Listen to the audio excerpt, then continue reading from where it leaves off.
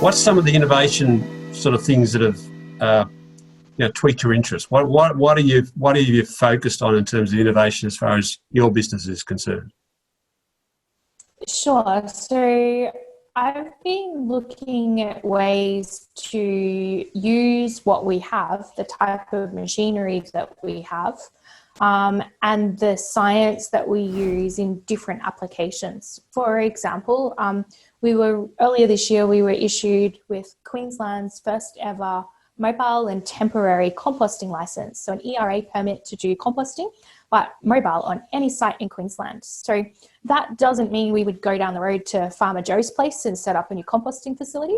What it means is we can work with developers and big subdivisions and big infrastructure highway projects and take the green waste that's been stripped from their site as part of the construction and turn it into a soil conditioner that they can use as part of their construction on their site. So we're making the compost that we would incorporate into the topsoil for their landscaping.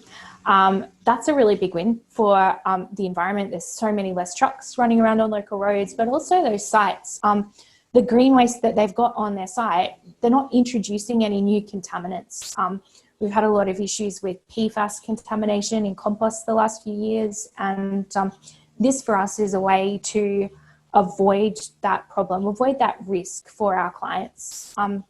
Other innovation we've worked on has been in the mining space. So working with tailings and coal mine overburden, turning those materials into topsoil for mines that maybe don't have enough topsoil or some of them don't have any topsoil and they need to do rehabilitation. So I've actually really enjoyed taking some of the lessons from the infrastructure space into the mining space. We often say mining is a long way ahead of us in terms of safety. Infrastructure is a long way ahead of mining in terms of environmental and revegetation. And the reason for that, I think, is because we're always in a hurry to finish our projects.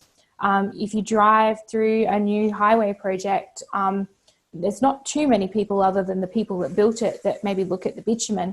Most people are looking at the landscaping around that project. And if the landscaping's not right, you don't get your practical completion and you don't get to leave. So having that kind of technology from infrastructure, taking that to the mining industry is making a big change for them in a good way, I hope. Okay, so that's fascinating, particularly the bit about turning the green waste, so to speak, or into containing it, repurposing it basically for improvement of the soil of that on right there. You mitigate all, like you said, the possibility of any unknown contaminants being imported. So and plus all the, like you said, the benefits of trucks not going and trucks coming and all that sort of stuff. That's just a win-win.